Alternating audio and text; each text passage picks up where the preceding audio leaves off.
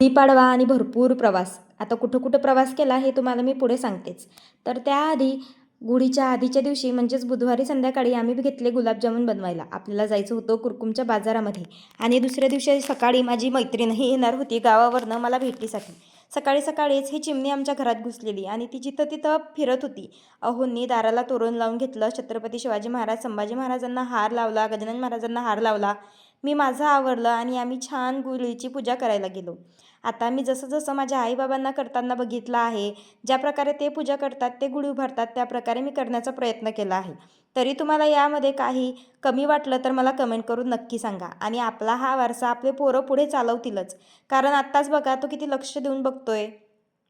तो बघत होता की आई काय करतीये, कशी करते आणि सगळं लक्ष ठेवत होता. मध्ये-मध्ये तो मदतही करतच होता मला. आणि ना माझे नवीन वर्षाची सुरुवात इतकी सुंदर झाली. माझ्या इंग्रजी नवीन वर्षाची सुरुवातही इतकीच सुंदर झालेली. इंग्रजी नवीन वर्षाच्या सुरुवातीलाच म्हणजे 1 जानेवारीला माझी मैत्रीण माझ्या घरी आलेली. तीही माझी बेस्ट फ्रेंड होती आणि आज हिंदू नववर्षाच्या दिवशीही माझी ही दुसरी बेस्ट फ्रेंड माझ्या घरी आली. सर्वात आधी मी गुढीला हळदी-कुंकू लावून घेतलं. त्यानंतर आंब्याचा डहाळा त्याला बांधला. मला लिंबाचा डहाळा मिळाला नाही. आमच्या इथं लिंबाचा डहाळाही लावतात. तुमच्या इथं लावतात का? मला कमेंट करून सांगा. त्यानंतर गुढीला गाठी बांधून घेतली आणि वस्त्रही नेसवलं. साडी मी यावेळेस आणली नव्हती, पण जे वस्त्र कोरं होतं माझ्या इकडे तेच गुढीला लावून घेतलं. म्हणजेच जे ब्लाऊजचं पीस होतं ते. आणि मी कलशाचा जो आपला तांब्या असतो, तो स्वामी समर्थांच्या पारायणाच्या इथं ठेवलेला आहे. म्हणून मग मी ह्या तांब्यालाच 5 बोटांचे हळदी-कुंकू लावून घेतलं आणि तेच गुढीवर उभारला.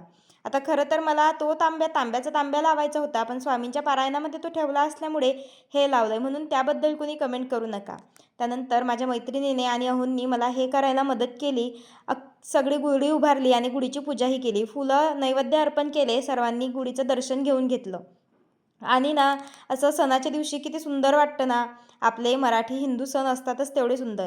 आता बघा गुढीपाडव्याच्या दिवसापासनं मस्त नवीन-नवीन पालवी यायला सुरुवात होते झाडांना. नवीन वसंत ऋतू होतो आणि नवीन वर्षाची सुरुवात स्वामींच्याच दर्शनाने झाली पाहिजे हा माझा अट्टहास असतो. मागच्याही वर्षी आम्ही स्वामींच्या दर्शनाला गेलेलो. स्वामींचं दर्शन घेतलं तिघांनी मिळून आणि प्रदक्षिणाही मारून घेतली. आता एवढी सुंदर वर्षाची सुरुवात झाल्यावर पुढील वर्ष किती सुंदर जाईल. नागेश्वराच्या दर्शनालाही गेलो होतो. आम्ही चौघांनी मिळून नागेश्वरांचं दर्शन घेतलं आणि तिथून आलो आमच्या दत्तांच्या मंदिरात. आता सगळे देवदेवतांचा आशीर्वाद आपल्या पाठीशी भरपूर राहील. आणि दादू बघा त्याला न सांगता तो सगळ्या देवांचे अचूक दर्शन घेतो. घरी आले आणि आमच्या घरी आलेले पाहुणेही कामाला लागतात. ही बघा पोळ्या बनवते पुरणाच्या. कारण मला गुलाबजामचे डबे भरायचे होते आणि तिच्या पोळ्या बनवून झाल्यानंतर तिने मला गुलाबजामचे डबे भरायलाही भरपूर मदत केली. तिथून पोहोचले आपल्या कुरकुमच्या बाजारामध्ये. मैत्रिणीला घरी एकटं ठेवून. मन तर लागतच नव्हतं, पण तरी म्हटलं आपला व्यवसाय आहे, आपल्याला हे करावंच लागणार आहे. आणि तीही एवढी समजदार, तिनेही समजून घेतलं. ती म्हणाली, "मी थोडा आराम करते, तोपर्यंत तू बाजारला जाऊन ये." मी त्याला नाही म्हणत होती, पण तरीही ती म्हणली, की "नाही, माझ्यामुळं तुझं नुकसान करू नको." म्हणूनच तिच्या अट्टहासाने मी बाजारात आले. आणि संभाजी महाराज बलिदान मास पाळला असल्याने आतापर्यंत मी चहा घेत नव्हते. पण आता संभाजी महाराज बलिदान मास संपला आणि मी चहा घ्यायला सुरुवात केली. ह्या आपल्या फॉलोअर ताई आलेल्या आपल्या भेटायला आणि त्या सांगत होत्या, "मला तुमचे व्हिडिओ खूप आवडतात." थँक ताई भेटायला आल्याबद्दल. हे दोघं आपले का चाललेत आपले मोमोज खायलात आणि ते मोमोज खाऊन आले. मग आम्ही बाजार केला. आता रात्र झालेली. सगळा बाजार करून उरकेपर्यंत खूपच उशीर झाला. दुसऱ्या दिवशी सकाळीच आम्ही निघालो जेजुरीला जायला. ही आमची बेस्ट फ्रेंडची डेट होती. सर्वात आधी मोरगाव बस स्टँडवर यावं लागतं आणि मग तिथून जेजुरीला. आता जेजुरीला चढायला आमचा जीव एवढा घाबरत होता, कारण आम्ही दोघी आणि आमच्यासोबत एक बाळ होतं. आणि ऊन आम्ही 9 वाजता पोहोचलो तरी एवढं ऊन तापत होतं ना, भरपूर ऊन होतं. पण असं म्हणतात ना, की आपल्याला शक्ती देणारा तोच असतो. म्हणून मल्हार मार्तंडानेच आमच्या अंगात शक्ती दिली. आणि आम्ही गड चढायला सुरुवात केली. खरं तर त्याची कृपा असल्याशिवाय तो इथं बोलवतच नाही आणि मला कमीत कमी 2 ते 3 महिन्यातून एक फेरी किंवा एक दर्शन तरी होतंच ह्या मल्हार मार्तंडाचं. आता घरून कोणीही आलं म्हणजे त्यांना घेऊन मला गडावर यावंच लागतं आणि अर्ध्या रस्त्यात जाईपर्यंत हे अशी माझी हालत झाली होती. पण वर गेल्यावर डोळ्याचे पारणे फिटले आणि तिथं गेल्यानंतर मग आम्हाला जरा अंगात स्फूर्ती आली. दादूला मी म्हणत होते उचलून घेते, पण त्याला पायीच चालायचं होतं. दर्शन रांग काही मोठी नव्हती, पण तरीही आम्हाला 15 ते 20 मिनिटं लागले दर्शनाला. आणि दर्शन रांगेतच आम्ही हे 1-2 व्हिडिओ घेतले. आता मैत्रिणीसोबत होती तर त्याचा फायदा थोडासा उचलावाच म्हटलं. दर्शन करून घेतलं आणि इतकं छान झालं ना खंडोबांचं दर्शन.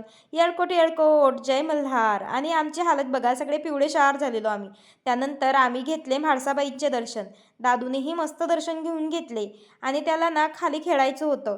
माझ्या काखेत यायचं नव्हतं आणि हात पकडून तर अजिबात चालायचं नव्हतं. पण मला भीती वाटत होती की हरपू नये म्हणून, कुठं जाऊ नये म्हणून. मग आम्ही गड उतरायला सुरुवात केली. रस्त्यात माझ्या मैत्रिणीला हळद आणि कुंकू घ्यायचं होतं. ती म्हणत होती, "बघ तुला कुठलं बरं वाटतंय?" मी चेकच करत होते. पण आपली धावपळ बघा, कुठं ना कुठं काही ना काही होतच राहतं.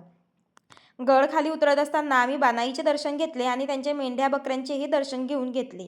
परत यायच्या वेळेस भरपूर खरेदी करायची इच्छा होती, भरपूर दुकानं होते. पण मला ना पैसेच खर्च करू वाटत नाही, स्वतःसाठीही नाही. घरातले वस्तू तरी मी एकदा घेईल, पण स्वतःसाठी अजिबात पैसे खर्चू वाटत नाहीत. तरी 2-3 दुकानं फिरलो आम्ही, पण घेतलं काहीच नाही. तेवढं एक हळदी कुंकांचं पाकीट घेतलं आणि बस. बरं, हे सगळे फिरल्यानंतर आम्ही पोहोचलो आपल्या बसस्टँडवर. बसस्टँडवर पोहोचलो आणि वाट बघत होतो तर बसमध्ये बसून आम्ही पोहोचलो मोरगाव येथे. आता मोरगावला दर्शन घेण्यासाठी बरीच रांग होती. पण त्या दिवशी स्वामी समर्थांचा प्रगट दिन असल्याने बाहेर स्वामी समर्थांचं एवढं छान डेकोरेशन केलेलं ना, दर्शनासाठी सगळ्यांसाठी ते उपलब्ध होतं. मन तिथे येऊन एकदम प्रसन्न झालं. दर्शन बारेच्या रांगेत लागलो आणि आपल्या मोरेश्वराचं दर्शन घेतलं. आता तुम्हाला माहितीच असेल की मी महिन्यातनं 2-3 महिन्यातनं एकदा तरी इथे दर्शनाला येते.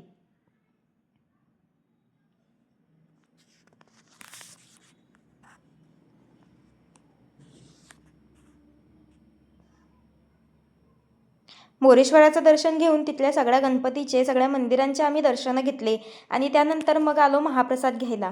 आता इथंही गॅसमुळं चपात्या नाहीत, फक्त भात आणि भाजीच होती आणि परत यायच्या वेळेस आम्ही ट्रक घेतला आणि ट्रकाला हात करून आम्ही आलो.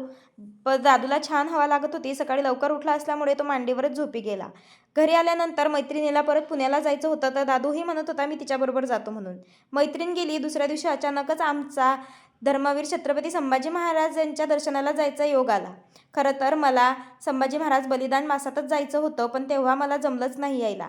मग म्हटलं आता जेव्हा टाईम मिळाला तेव्हाच जाऊन येऊ आणि तिथं पोहोचलो. आता तुम्हाला सांगते, हा व्लॉग मला एडिट करत असताना, व्हॉइस ओव्हर करत असतानाही रडायला येतंय. इतकं तिथं गेल्यावर मी इमोशनल झालेली. संभाजी महाराजांची मूर्ती बघून तर मला खरोखरच रडायला आलं. तिथं संभाजी महाराजांचं दर्शन घेतलं, त्यानंतर संगमेश्वराचं दर्शन घेतलं. खरंच संभाजी महाराज आज जर असते ना, आपल्या लोकांनी घात केला म्हणून नाही तर संभाजी महाराजांनी अजून खूप काही आपल्याला दिलं असतं. त्यानंतर आम्ही कवी कलशांचंही दर्शन घेतलं. मग तिथून पोहोचलो आळंदीमध्ये. एवढ्या लांब आल्यावर आपल्या ज्ञानेश्वर माऊलींचं दर्शन घेणं तर भागच आहे. मग तिथून आम्ही अजानबागेत गेलो आणि दर्शन घेतलं. इतकं शांत निवांत वाटत होतं, मनाला एकदम समाधान वाटत होतं. तिथं पोहोचल्यानंतर थोडेफार फोटो आणि व्हिडिओ घेतले. चला आता तुम्हाला व्हिडिओ कसा वाटला मला कमेंट करून सांगा. Bye bye.